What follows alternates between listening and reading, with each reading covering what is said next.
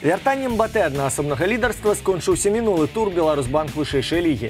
Аднак супернікі не жадаюць адпускаць чэмпіёна ў адрыў. Таму ўжо ў бліжэйшы ўкенд рыхтуюцца арганізаваць пераслед чэмпіёна ды вярнуць яго ў агульную групу прэтэндэнтаў на медалі. АБФ-ФТБ заклікае заўзятараў наведаць стадыёны ды на ўласныя вочы пабачыць самае цікавае з чарговага гульнявога тыдня.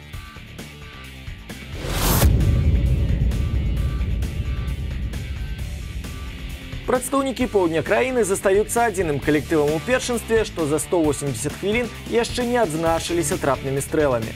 Пры гэтым у апанентах бела-зялёных фігуравалі не самыя магутныя ў плане разбурэння дружыны – Слуцк, Дняпро, Менская Тарпеда.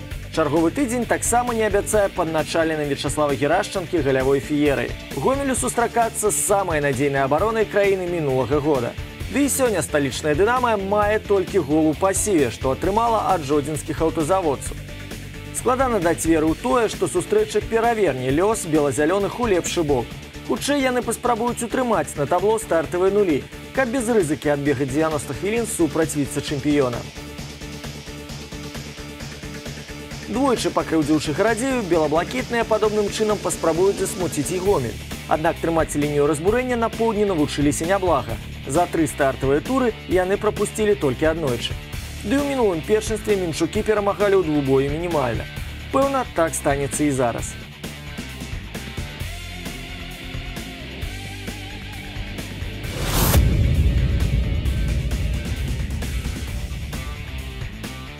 Сустрэчу антаганістаў абодва лагеры чакаюць з нецярплівасцю. Магілёў жадае паўтарыць струк кубкавага кшталту, калі на стадыі 1/4 пакінуў гарнякоў па-за розыгрышам.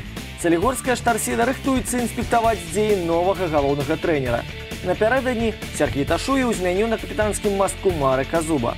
Як будзе выглядаць «Шахцёр», хто зараз у абойме выйдзе на вядучай ролі, прадказваць складана. І таму яшчэ цікавей будзе аналізаваць дзеі бронзавага прызёра 2017 у чужой лакацыі.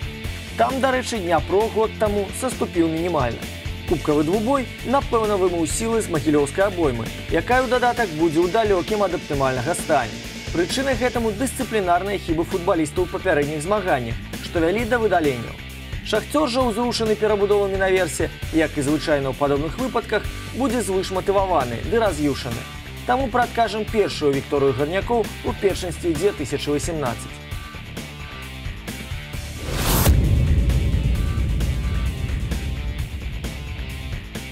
Олег Дулуб вярнуў чэмпіёнаў на вяршыню ў эфектным стылі.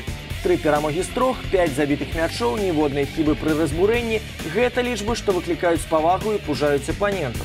А калі ўлічыць, што яшчэ і Міхал Градзяйчук набірае былы бамбардзірскі тонус, то Віцебску ўвогуле час хавацца ў бульбу.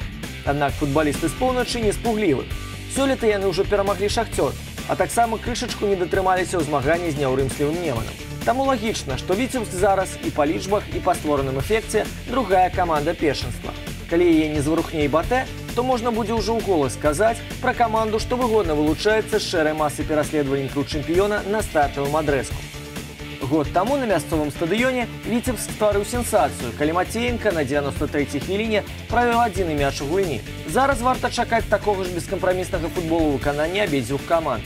Аднак ёсць адчуванне, што Батэ на гэты раз зробіць карэкцыю ды працягне пераможную серыю.